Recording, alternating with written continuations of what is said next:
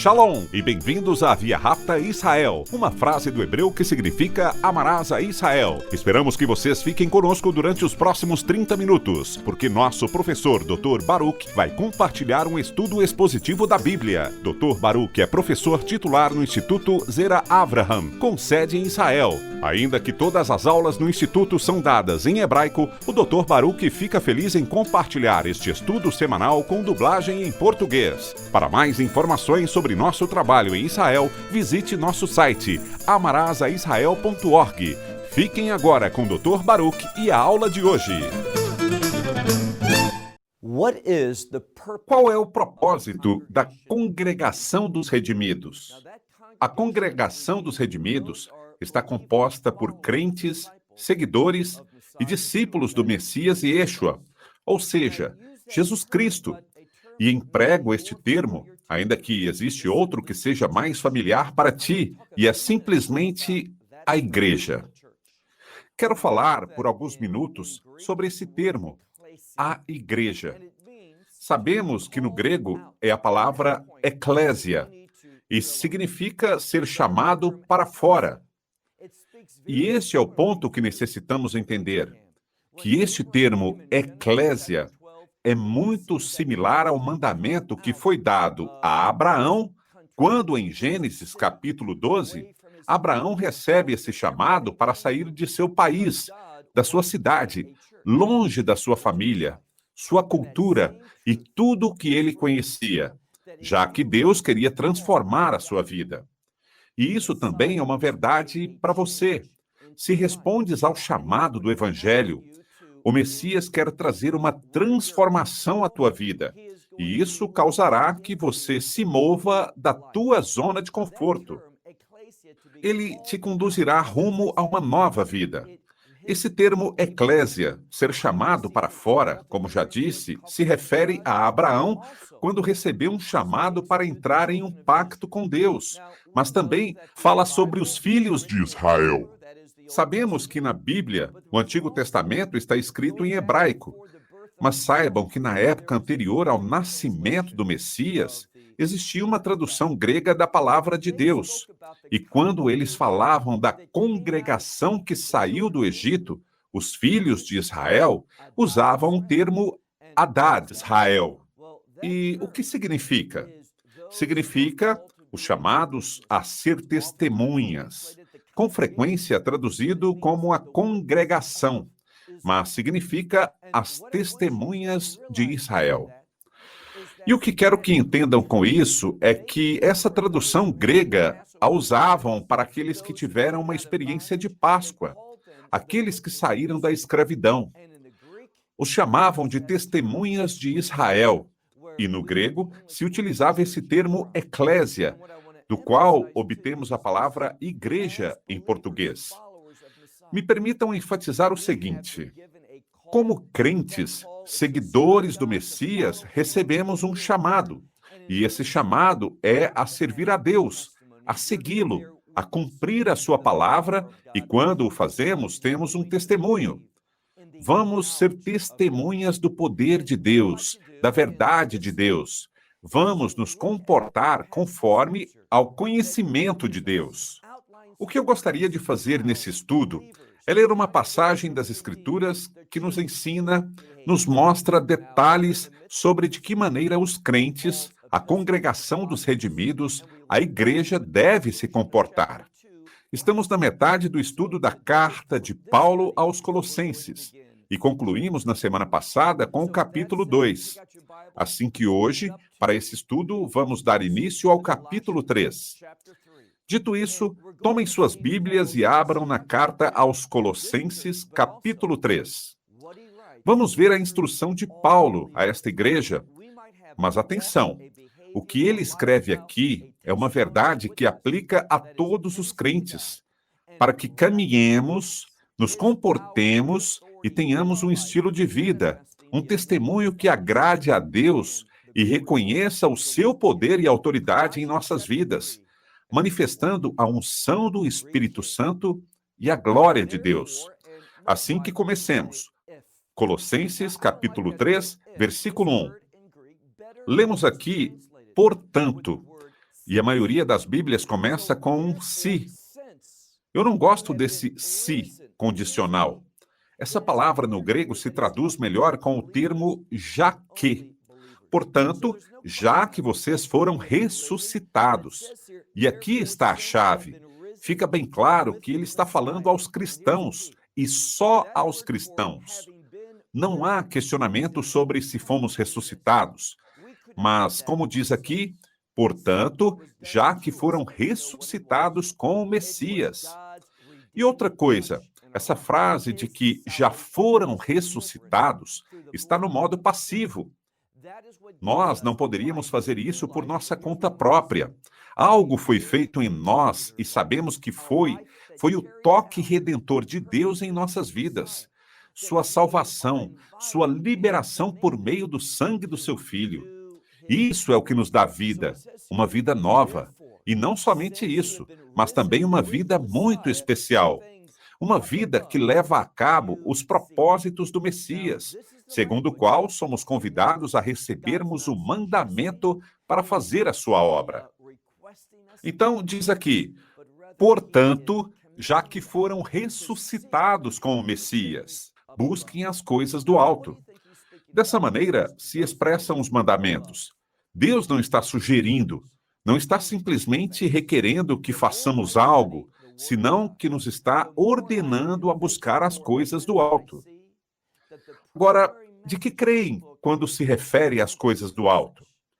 A resposta é as coisas do reino. Enquanto em mais um estudo da palavra de Deus, mais eu me convenço e mais evidencia o encontro de que a mensagem primordial desse livro é a mensagem do reino. Da mesma forma que Deus tirou os filhos de Israel do Egito, dizendo que isso não é para o que os chamei. Esta não é a minha vontade para suas vidas. Da mesma maneira como fala em Apocalipse quando diz, povo meu, saiam da Babilônia. O que também representa uma imagem do exílio, das consequências do pecado. Deus quer que vivamos sobre as consequências do pecado. Ele quer que vivamos uma nova vida, uma vida que reflita a verdade, o caráter, o poder e a glória do reino de Deus. E, portanto, ele nos exorta nas Escrituras. Ele diz, busquem as coisas do alto, onde o Messias está. E isso é algo simples. Quando nós seguimos ao Messias, quando nossa paixão, nosso desejo é estar com ele, ter intimidade, ter companheirismo. O que isso significa?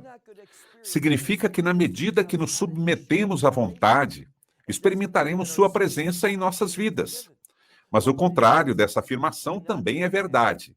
Ou seja, se não buscamos os propósitos de Deus, se não andamos em seus caminhos, nem seguimos a sua verdade, o que acontecerá? Não vamos experimentar a sua presença. Agora, isso não significa que nossa salvação esteja ameaçada. Não significa que nossos pecados não foram perdoados. O que significa é que não teremos intimidade, nem vamos desfrutar da sua presença. E você poderá se perguntar, e como sei que tenho sua presença em minha vida? Muito simples. Paulo fala em outra passagem sobre a paz que excede todo o entendimento. Como veremos em algumas semanas, quando estudaremos a carta aos Filipenses, onde diz, tenho poder e força, e isso me faz estar satisfeito em cada situação. É uma relação prática com Deus, que nos dá paz, gozo, felicidade e a segurança de que o poder de Deus nos está guiando a produzir mudanças e a realizar sua obra. Quando fazemos isso, temos uma sensação de plenitude interior, esse gozo do qual fala a Escritura. Vejamos de novo o versículo 1. Portanto, já que foram ressuscitados com o Messias, busquem as coisas do alto onde o Messias está. E onde o Messias está? Notem isso. À direita de Deus. Tendo sido sentado. Aqui está a chave. Notem como essa última parte do versículo se revela a nós. A linguagem, a gramática são de suprema importância. Ele fala sobre onde se encontra o Messias e diz: à direita de Deus ele foi sentado. Ou seja, sabemos que o Messias não considerou ser igual a Deus, como algo a que se agarrar, porque ele é Deus. Sempre o foi e sempre o será. O divino Filho de Deus, ele é Deus, mas apesar disso, ele humilhou-se, se esvaziou, tomou forma de servo, se vestiu, literalmente, com carne humana. E essa é a mensagem.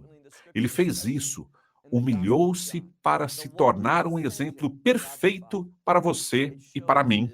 Ou seja, ele não fez nada, nada por sua conta própria. Ele não chegou a fazer a sua vontade, senão a de quem o enviou. E esse termo que aparece com tanta frequência na Escritura, especialmente no Evangelho de João, aquele que o enviou, Deus, o Pai, demonstra sua submissão como um exemplo para nós. Demonstra como a humanidade deve se comportar em obediência e submissão à palavra de Deus, à vontade de Deus, à verdade de Deus. Quando lemos isso, não diz que ele se sentou à direita de Deus, mas que ele foi sentado. E o que isso pretende nos mostrar? Messias veio, viveu obedientemente e cumpriu de maneira perfeita os propósitos de Deus, humilhando-se, indo à cruz, morrendo sobre ela. Todas as coisas que ele fez durante seu ministério foram devido à sua fidelidade, sua obediência, sua submissão que Deus o sentou. Aqui está a chave. Tinha direito a ocupar esse lugar por ser quem é, o Filho de Deus? Claro que tinha, mas o ponto é que ele não tomou esse lugar. Não o tomou, mas ao contrário, seu Pai Celestial quem aprovou tudo o que ele fez. E como sabemos isso? Ele o levantou dentre os mortos e Deus, o Pai, levantando o Filho entre os mortos, esse selo de aprovação de Deus sobre a pessoa e a obra do Messias. Aqui encontramos que Paulo disse que ele foi sentado. Ele não tomou esse lugar, não sentou por si mesmo, senão que foi levado a esse lugar como confirmação para o leitor de uma verdade bíblica importante. Qual será? Muito simples. Quando nós obedecemos a Deus, isso nos leva a uma intimidade com Ele. Notem isso com cuidado. À direita de Deus. Isso é um lugar de preferência. Esse é um lugar onde Deus responderá de maneira favorável. Assim que ele está ali e sabemos o que ele está fazendo, ele, o Messias Yeshua, está intercedendo por você e por mim, para que quando nos colocamos diante de Deus em oração, e o fazemos isso em nome do Messias Yeshua, essas orações são ouvidas pelo Filho e ele as leva desde essa posição de preferência, as leva a seu Pai Celestial. E se essas orações estão de acordo com seus propósitos, ele se moverá favoravelmente em nossas vidas para que sejam respondidas. O Messias está à direita, foi sentado à direita de Deus. Vejam agora o versículo 2. Portanto, baseado nisso, ele está no céu, portanto nós. E aqui está a chave. Nós deveríamos ter uma mentalidade celestial, assim que diz: nas coisas do alto, coisas do reino, coisas celestiais. Pensem nas coisas do alto. Pensem nessas coisas, meditem nelas. Permitam que seja o foco das suas vidas, verdades do reino. E as verdades do reino sempre estão conectadas aos propósitos de Deus. E em caso de que esteja se perguntando, como você sabe onde encontrar os propósitos de Deus? Como você pode reconhecer quais são? Muito simples. Você reconhecerá os propósitos de Deus. Preste muita atenção. O fará por meio dos mandamentos que você encontrará na palavra de Deus. Esses mandamentos são instruções que nos dizem o que fazer e o que não fazer, de maneira que nos comportemos de uma forma que agrade plenamente a Deus, que o fará dizer, bem feito. E algo importante, isso vai produzir que a vontade de Deus seja feita na tua vida. Causará que ele se mova, que ministre sobre ti, que te dê sua provisão. Todas essas coisas, com o fim de que você possa experimentar, e eu gosto disso, experimentar as bênçãos de Deus. Perceba que, quando olhamos atrás, nos capítulos iniciais da Bíblia, vemos que Deus é um Deus de bênçãos, que quer abençoar as pessoas. Isso é anunciado, é proclamado abertamente no pacto abraâmico. Assim que, como as pessoas perderam a fé e já não se moviam em obediência a essa verdade de pacto, essas promessas detalhadas no pacto de Deus, no seu pacto com Abraão, por essa razão, Paulo nos disse que Deus nos deu a lei por meio de Moisés para levar-nos de regresso à fé, para nos demonstrar nossas falhas, nossas insuficiências, e que entendamos que nós, por nós mesmos, não podemos agradar a Deus. Necessitamos de redenção, e esse pacto de reino, permita colocar dessa maneira, esse pacto abraâmico é um pacto de reino que alguém começa na vida, quando entra por meio da fé. Isso é o que a Bíblia nos diz em Gênesis 15, 6. E isso produziu uma grande transformação na vida de Abraão. E isso é o que Deus quer fazer conosco, produzir transformação. Vamos ler novamente o versículo 2. Pensem nas coisas do alto, não nas coisas da terra. Então não tenham uma mentalidade terrena. Não sejam consumidos pelas coisas desse mundo. E eu estou falando das coisas materiais. O inimigo, e claro que existe um inimigo, ele se move com frequência em nossas vidas, tratando de nos distanciar dessas coisas, das coisas do reino. De que forma ele opera? Bem, sabemos que ele é o pai da mentira. E a palavra que eu gostaria de utilizar é a palavra falsificação. Porque o que ele faz é tomar as bênçãos de Deus e nos oferece uma falsificação, algo que não é real, que não nos pode satisfazer, que não fala ao nosso ser interior, a nosso homem interior, senão que fala à nossa carne. E quando nossa carne nos governa, estamos a caminho de um desastre. Você deveria escrever isso em algum lugar. Isso é uma verdade importante. Quando você é governado pelos desejos carnais, perseguindo o que você quer, pensando que você tem direito a perseguir o que você chama de seu destino. Vou te dizer algo. Teu destino, como você o percebe na tua mente, foi colocado ali pelo inimigo. É satânico. É só quando você ouve a Deus, sendo instruído pela palavra de Deus, sendo guiado pelo Espírito Santo, só aí você vai poder descobrir, ou melhor dizendo, vai ser revelado para ti o que é o plano de Deus para a tua vida. Não gosto dessa palavra destino. É uma palavra criada pelo homem. Eu gosto da ideia do propósito de Deus. Esse é teu destino. Seguir e se submeter aos propósitos e planos de Deus. Assim que ele diz, não pensem nas coisas desse mundo. Vejam o versículo 3 agora.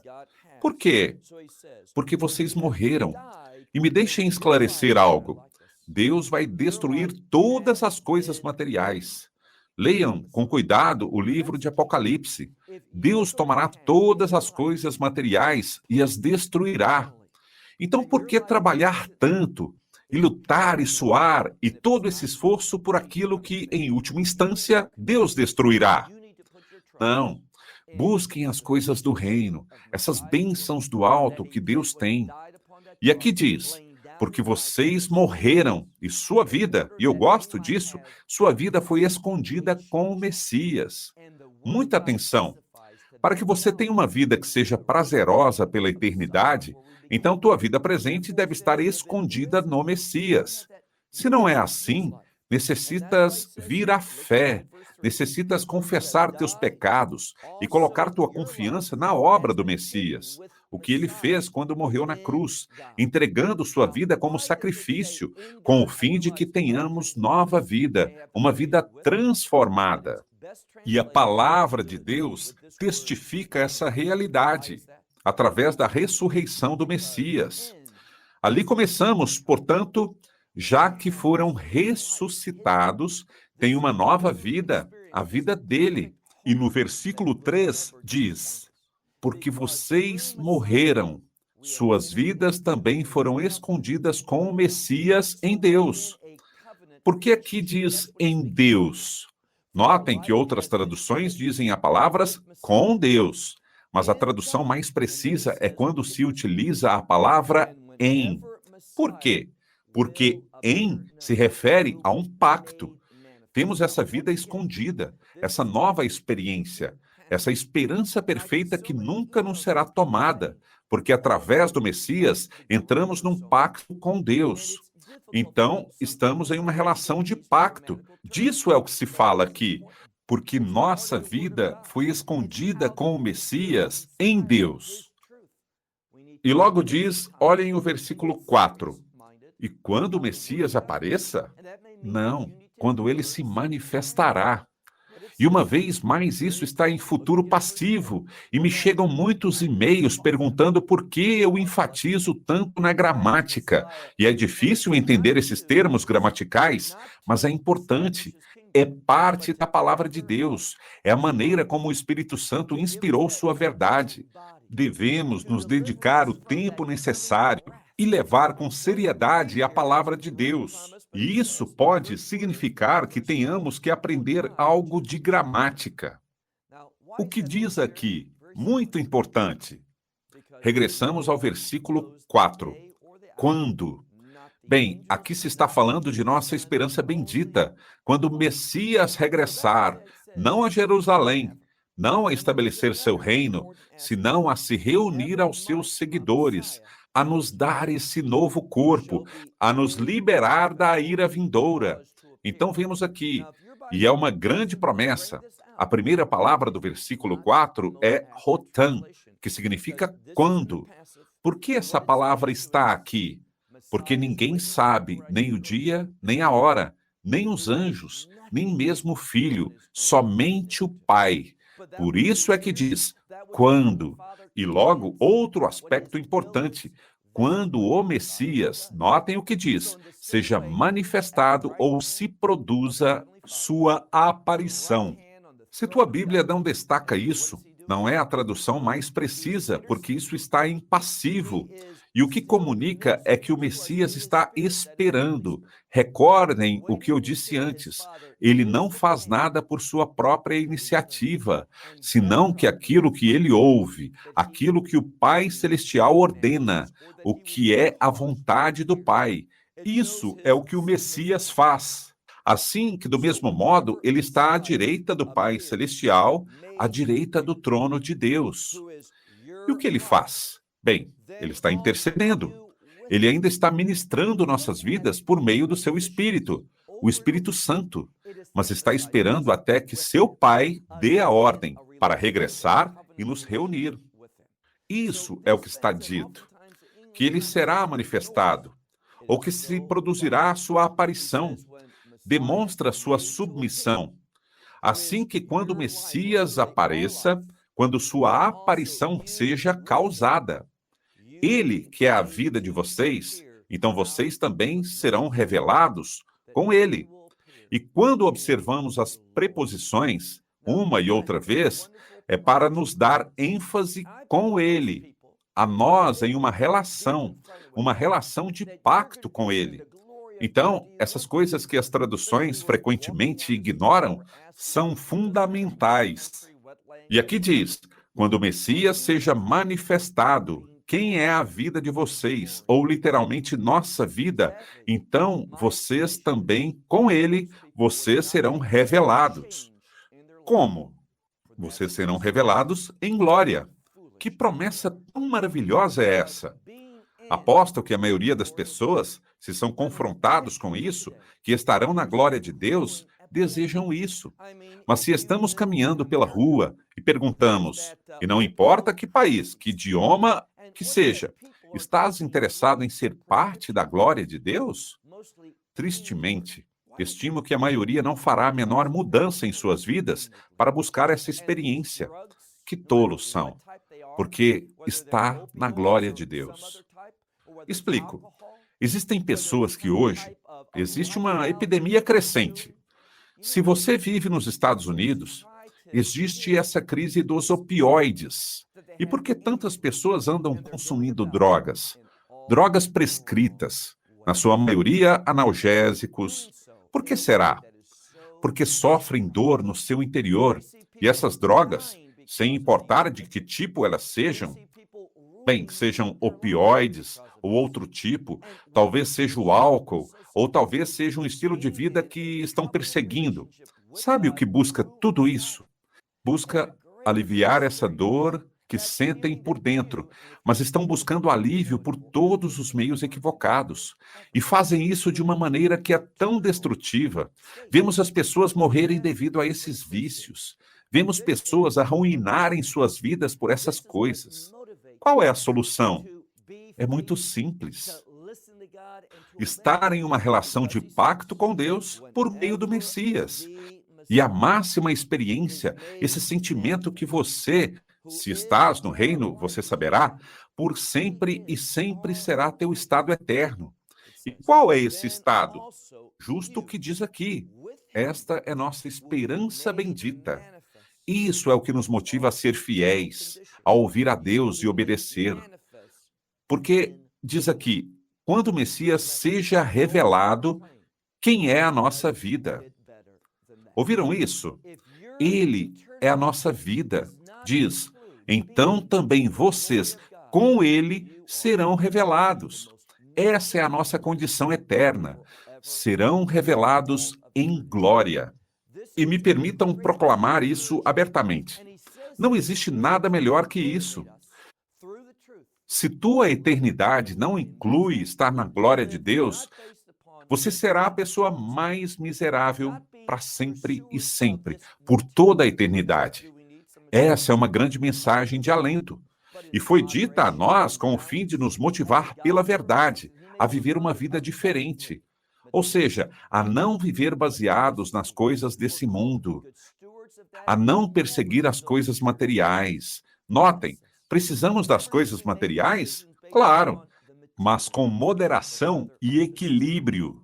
Como Deus provém, e Ele pode prover abundantemente todo o material, e aqui está o detalhe, somos chamados a ser bons administradores disso e nunca permitir que as coisas materiais nos possuam. Nunca devemos tomar decisões baseadas nas coisas materiais, senão somente nas coisas espirituais.